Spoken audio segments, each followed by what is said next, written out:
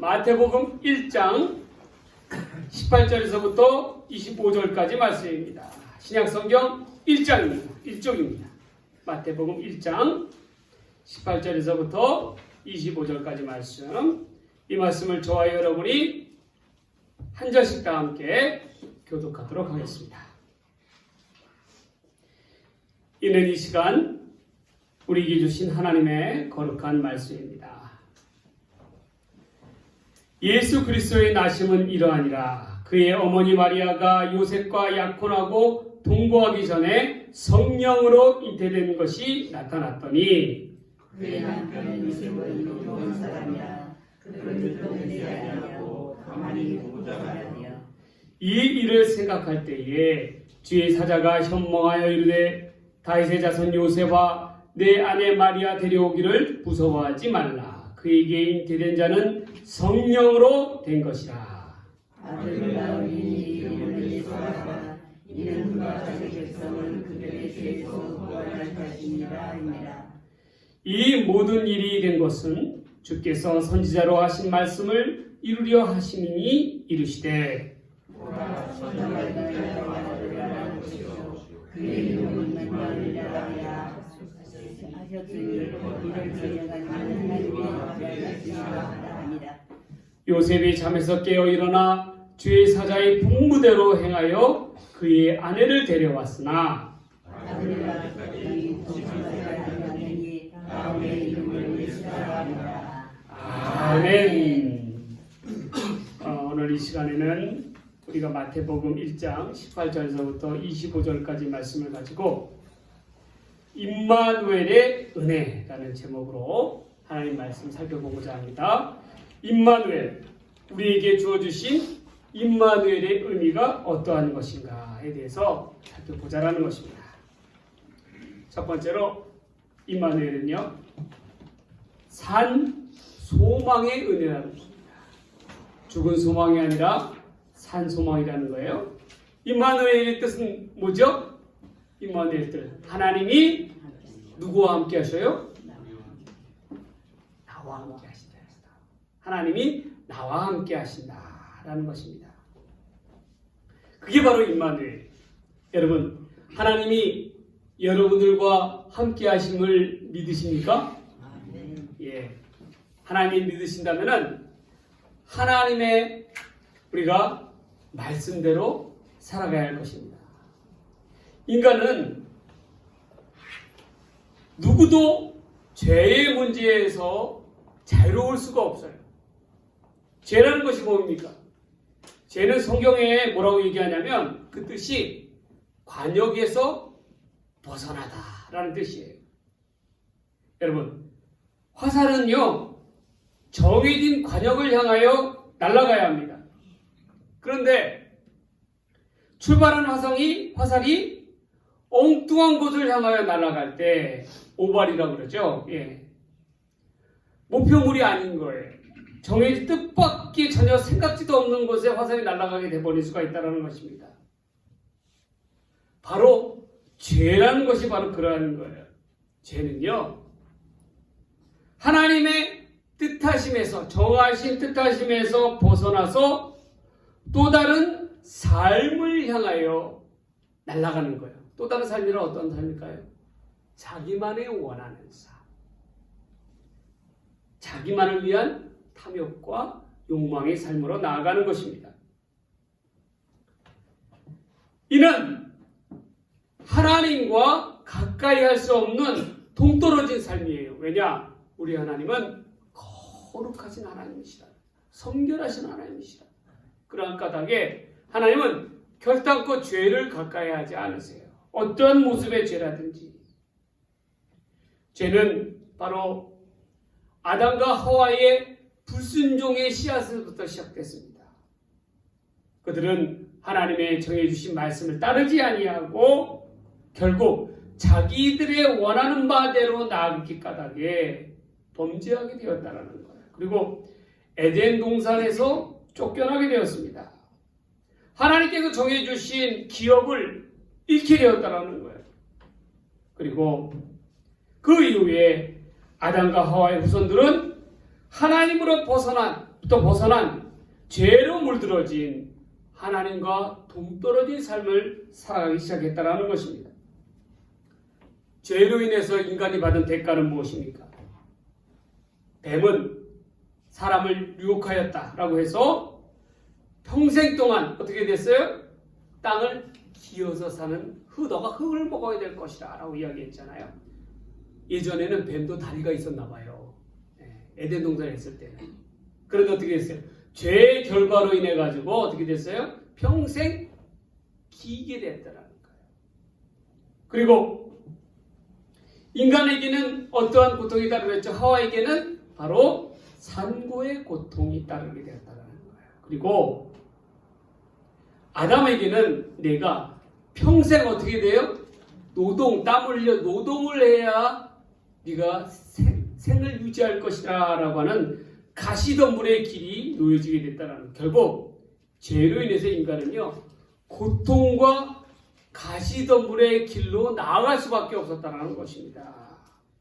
그러나 그 무엇보다도 죄에 대한 가장 큰 대가는 뭐였냐면 바로 하나님과 어떻게 해요? 동떨어진 단절된 삶을 살아갈 수밖에 없다라는 거예요. 그게 가장 큰 거라는 거예요. 그런데요, 여러분 요즘 한번 우리가 사는 세상을 보세요. 요즘 사람들을 보세요. 요즘 사람들은요 예수님을 모르지 않아요. 누구보다도 잘 알고 있어요. 그러나 그들에게는 더 이상 예수님은 필요치 않은 것 같아요. 오히려 하나님을 믿는다라고 하는 것은, 믿음 생활을 한다라는 것은 그들에게 있어서 그들이 하고자 하는 것을 막고 있는 거추장스러운 장애물, 심에 불과하다라고 그렇게 생각하고 있어요. 그렇게 까닭에 어떻게 해요? 그들은 더 즐기고 싶고 더 놀고 싶고 더 쾌락을 유지하고 싶은데 이것이 어떻게 돼요? 예수님을 따른다는 것은 곧 그들의 삶에 있어서 장애물이 되었다는 거예요. 여러분, 우리는요 누구보다도 죄라는 것에 대해서 잘 알고 있어요. 이것이 죄다라는 것은 누구보다도 잘 알고 있다는 거예요. 이것은 탐욕으로 인한 죄요, 정욕으로 인한 죄임을 누구보다도 잘 알고 있어요. 그럼에도 불구하고 이 죄를 떨쳐내지 못하고 지금도 우리는 어떻게 하고 있어요? 이를 덮으려 하고 있고 또 은밀히 즐기라고 있다는 거예요. 양심의 장으로 세상 밖으로 이 죄를 끄집어내려 하지 아니하고 은밀히 덮으려 하고 즐기려 하고 있다는 것입니다. 결국 그 대가는 어떻게 됐어요? 하나님과의 동떨어진 삶을 살아갈 수밖에 없다는 거예요. 외형적으로는 하나님을 믿는 신자다, 목사다, 장로다, 권사다, 집사다 그렇게 얘기하면서도 어떻게 해요? 동떨어진 삶을 살아가고 있다. 하나님과 단절된 삶이에요. 여러분, 이 시대의 아담과 하와의 모습이 멀리서 찾아볼 필요가 없어요. 바로 우리의 모습이라는 거예요. 최근에 제가 배드민턴장에서 어떤 택시기사분을 만났어요. 근데 이분은 예전에 저 산 고덕동 산자락에서요 배드민턴을 많이 같이 어울리고 교제했던 분이에요. 근데 그분은 교회는 다니지는 않아요. 그런데 저희가 거기 가게 된 것은 저하고 가까운 그런 교회 집사님이 거기 계셨기 때문에 같이 어울리게 되었어요. 그래서 제가 한번 물어봤어요. 요즘도 그 집사님하고 같이 교류를 합니까? 라고 이야기를 했더니 그분이 딱 하시는 말씀이 뭐라고 하는가? 자기는 어울리지 않는다라는 거예요. 왜 어울리지 않느냐? 라고 이유를 물어보니까 딱 대놓는 첫 마디가 뭐라고 하냐면 너무 하는 행동의 모습들이 안 좋다라는 거예요. 그래서 가까이 하고 싶지 않다라는 거예요. 그래서 제가 그 얘기를 듣고 참 마음이 아팠어요. 왜? 우리 믿는 이들이 어떻게 돼요? 믿는 이들도 삶의 본을 보여야 되는 거 아니에요? 그런데 어떻게 돼요? 전도의 가림막이 되고 있다는 거예요. 하나님의 영광을 나타내는 것이 아니라 어떻게 하고 있어요? 더 가리고 있다라는 거예요. 그게 세상 사람들이 그렇게 얘기하는데 더 이상 할 말이 없는 거죠. 그렇지 않습니까? 왜 그럴 수밖에 없어요? 뻔한 죄, 세상 사람들이 보기에도 죄라는 모습들을 어떻게 됐어요? 감추고 신앙이라는 모습으로 가면으로 감추고 어떻게 해요? 은근히 뭐하고 있어요? 즐기고 있다라는 거예요. 그거를 숨길 수 있으면은 얼마나 좋겠어요. 그러나 세상에 숨길 수 있는 죄가 어디 있어요? 하나님의 거룩한 빛 앞에서 세상 앞에 드러나지 않을 그 죄가 어딨냐 이 말이에요. 그러니까 어떻게 세상 사람들이 누구보다도 우리보다도 더 잘 알고 있다라는 거예요. 더 잘 알고 있다. 저 사람이 어떻다라는 걸 더 잘 알고 있다라는 거예요. 그러니 얼마나 부끄러운 모습입니까? 여러분 꼭 기억하세요. 하나님은요 절대로 이러한 죄 가운데서 더러움 가운데 함께 하시지 않습니다. 여러분 그러면 우리가 하나님께로 나아가기 위해서는 어떻게 해야 돼요? 죄로 단절된 모습 가운데서 우리가 바뀌기 위해서는 어떻게 되겠어요? 우리의 힘만으로는 안 된다는 거, 우리 힘만. 그러기 위해서 보내주신 이가 누굽니까? 바로 우리 아기 예수님이시라는 겁니다. 여러분, 세상에서요 가장 불행한 삶은 저는 이러한 삶이라고 생각됩니다. 어떤 삶이냐면 예수를 알아요. 또 예수 주변에 가까이 있어요. 그럼에도 불구하고 어떻게 해요? 예수님을 따르지 아니하는 자. 그러한 자들은요 철저한 자기적인 외로움에 놓일 수밖에 없습니다.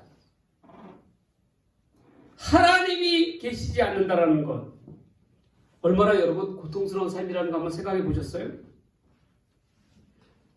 우리는 천국에 대한 이야기를 많이 하죠.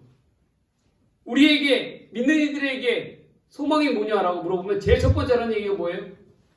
천국에 가고 싶다라고 얘기하잖아요. 천국에.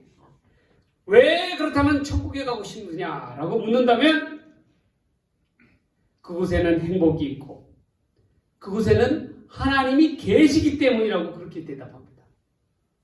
근데 한번 여러분 잘 생각해 보세요. 천국에 가면 하나님이 계시기 때문에 천국이 아니라 하나님이 계신 곳이 천국이라는 거예요. 그 어디나 이 땅 가운데도 하나님이 함께 하시는 곳이 뭐예요? 곧 천국이라는 거예요. 그걸 알아야 돼요. 그걸 알아야 돼요. 그래서 찬송가 이런 찬송가가 있잖아요. 높은 산이 거친 들이 그 어디나 하늘나라. 내 주 예수 계신 곳이 그 어디나 하늘나라. 하늘나라는 여러분 천국은 여러분이 생각하는 저 높은 하늘 꼭대기에 있는 게 아니에요. 이 시간에도 이것이 하나님께서 함께 하신다면 그것이 바로 천국이라는 거예요.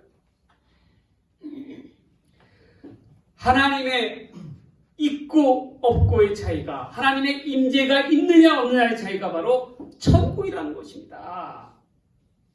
그렇기 때문에 임마누엘의 은혜가 우리 가운데 하나님께서 함께 하신다는 의미가 새롭게 다가오는 거예요.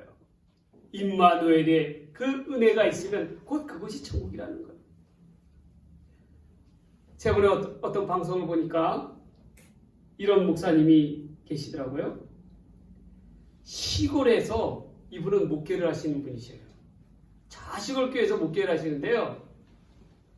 시골교회에서 보니까 예배를 드리는데 이분이 뭐 하시느냐 보니까 농사 지을 때 파종하고요. 또 시골 할머니들 할아버지들을 위해서 트랙터 몰고 땅을 파주기도 하고요. 갈아주기도 하고 그게 일이에요 보니까. 그래서 기자분이 물어봤어요. 목사님은 예전에 농사를 지어봤냐고 그랬더니 씩 웃으면서 하는 얘기가 그러는 자기는 평생 농사의 농자도 몰랐다라는 거예요. 그런데 어떻게 됐어요? 이곳에 와서 이분들하고 함께 생활을 하다 보니까 다행히 농사에 대해서 도가 되기 시작했다라는 거예요. 그래서 이분이 평일에는 그렇게 하시고 이제 주말에는 어떻게 예배를 드리시는데 예배 드린다 보니까 어머나 10명도 안 되는 분이 할아버지 할머니들이 모여서 예배를 드리셔요. 예배를 드리시는데 보니까 여러분 어떻겠어요? 그렇게 되면 어떻게 되겠어요? 그 목사님이 얼마나 고민이 많으시겠어요? 그렇지 않겠어요? 그런데 어떻게 됩니까?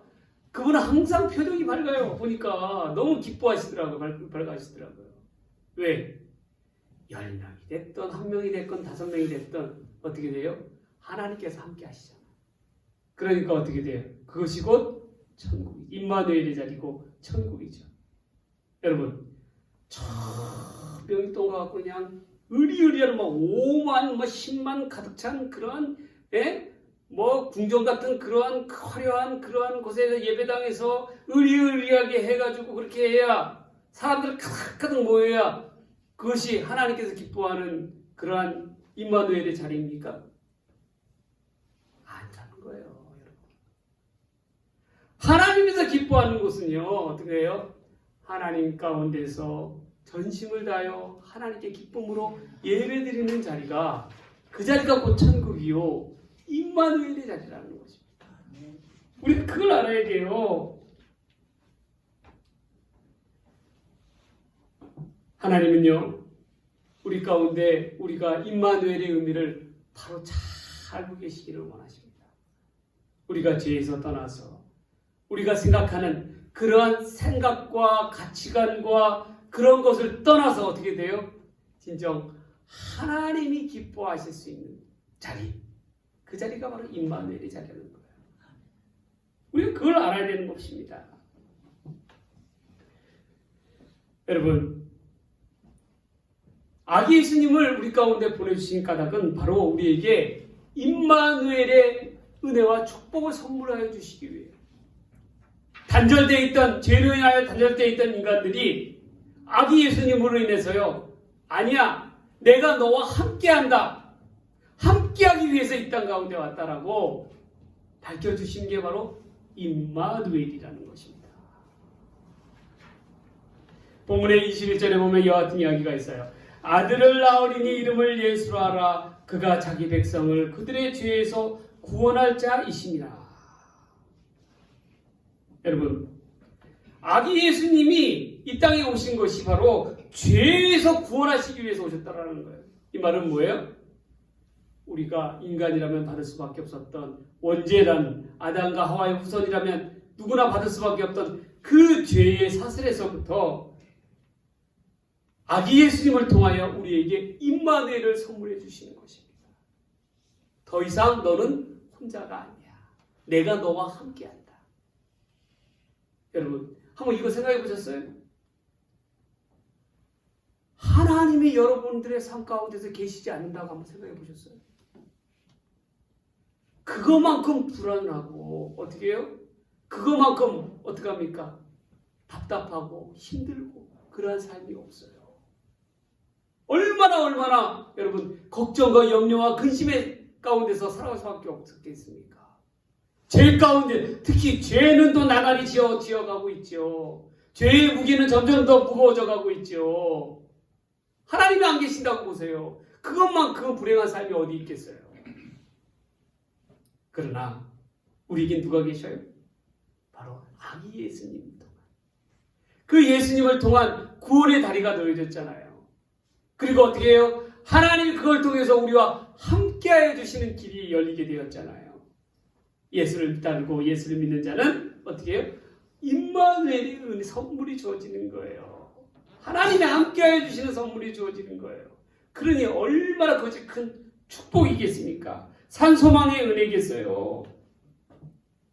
여러분, 절망적인 상태에 놓여있는 영원히 소망 없이 죽을 수밖에 없는 우리들을 향하여 한 줄기 소망의 빛을 비춰주시는 것이 바로 임마누엘의 은혜라는 것입니다.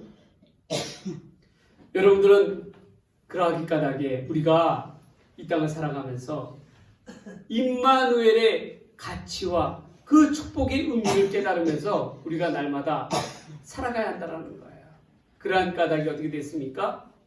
이 다가오는 성탄의 의미, 아기 예수님의 탄생의 의미, 그리고 임마누엘의 그 평화의 의미를 여러분들이 올바로 깨닫고 복된 성탄을 맞이할 준비를 하시는 저와 여러분들의 삶이 되기를 주님의 이름으로 간절히 축복합니다.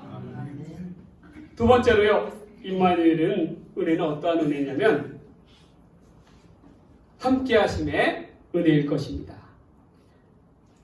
프랑스의 작가 생제주베리의 유명한 작품 어린 왕자라는 책이 있어요. 어린 왕자.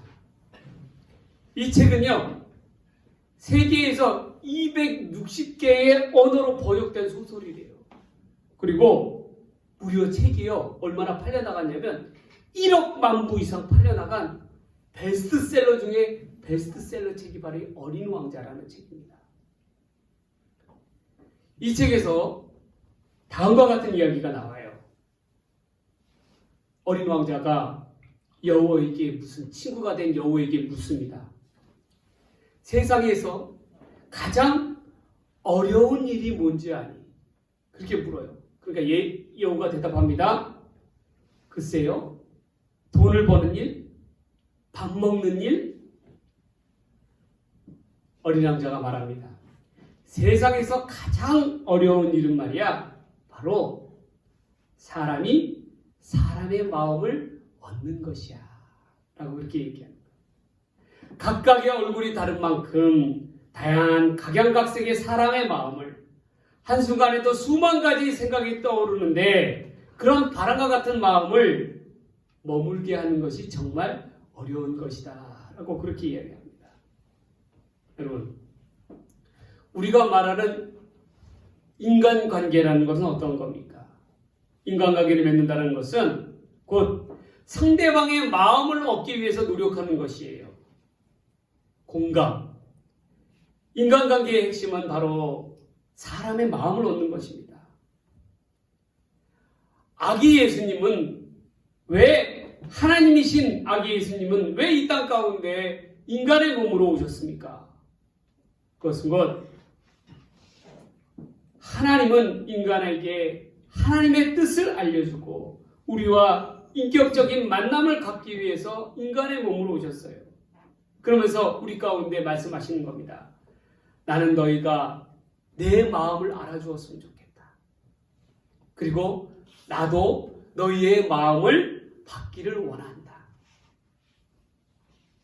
이렇게 말씀해 주려고 우리와 동일한 모습으로 이 땅에 오신 거예요.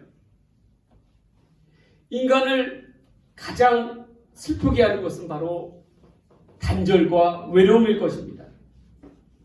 혼자 남았다라는 것, 홀로 있다라는 것, 아무도 내 곁에 없다라는 것, 아무도 내게 관심을 보이지 않는다라는 것, 아무도 나를 위로해 주지 않는다라는 것, 또한 아무도 나를 생각해 주지 않는다라는 것.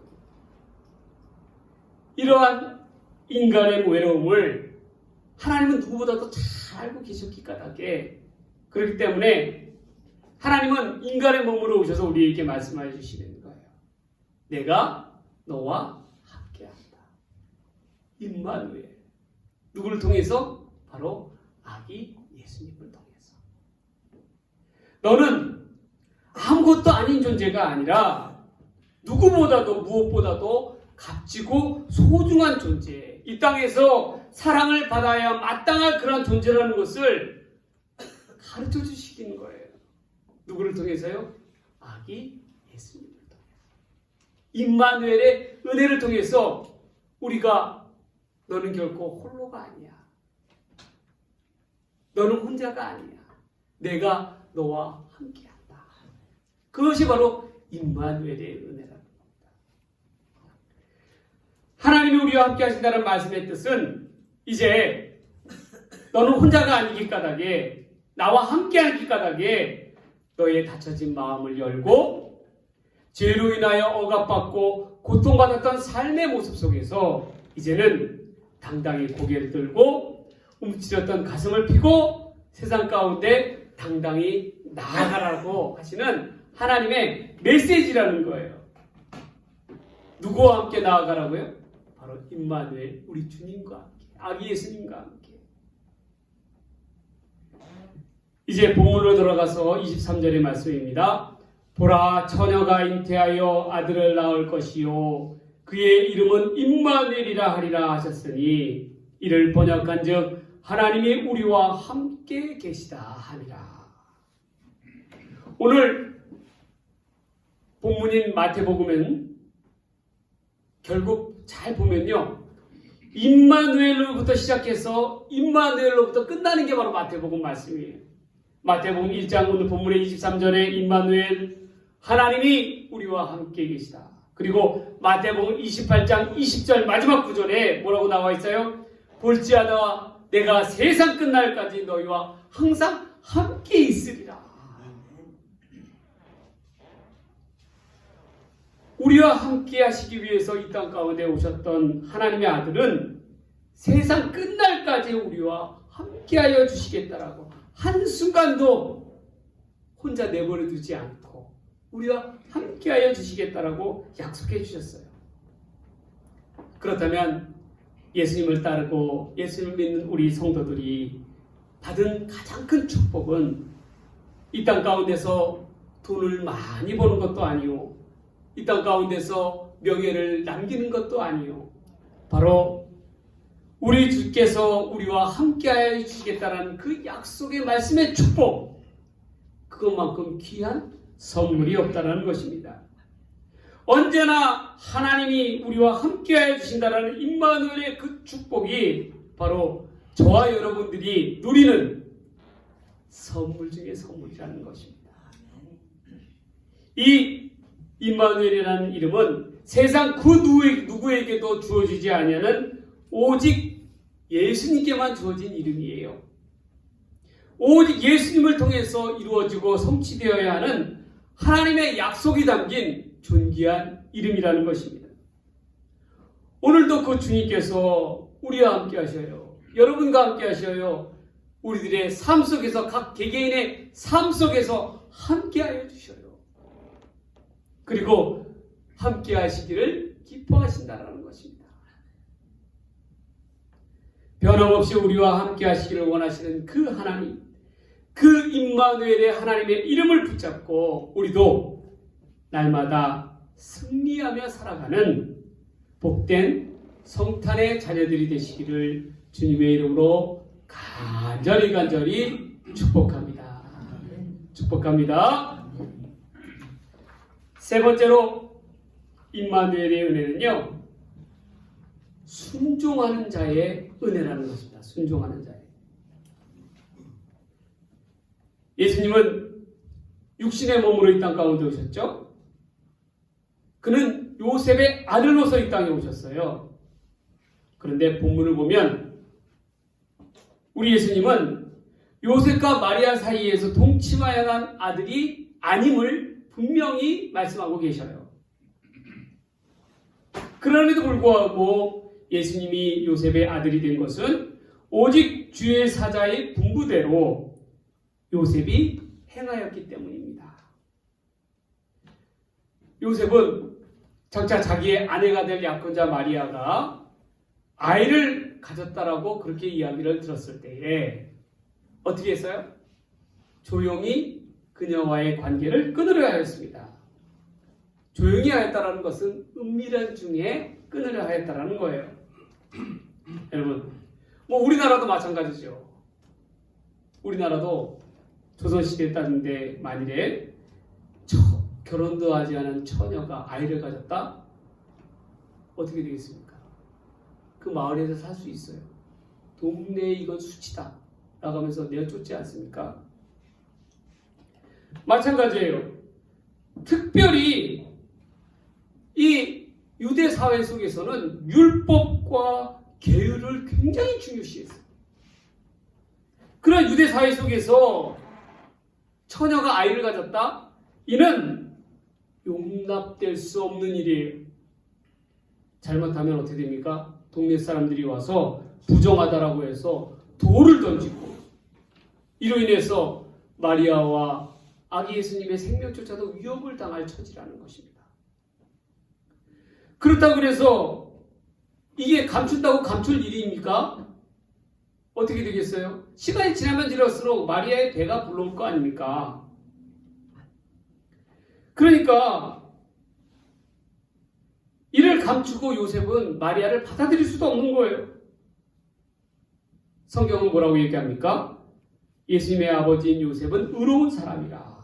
그렇기 까닭에 그는 조용히 관계를 끊으려 하였다라고 이야기합니다. 그러한 요셉에게 누가 나타납니까? 꿈속에서 천사가 나타납니다. 하나님의 보내신 천사가 나타나서 그것을 아주 뚜렷하게 하나님의 일을 말씀하여 주십니다.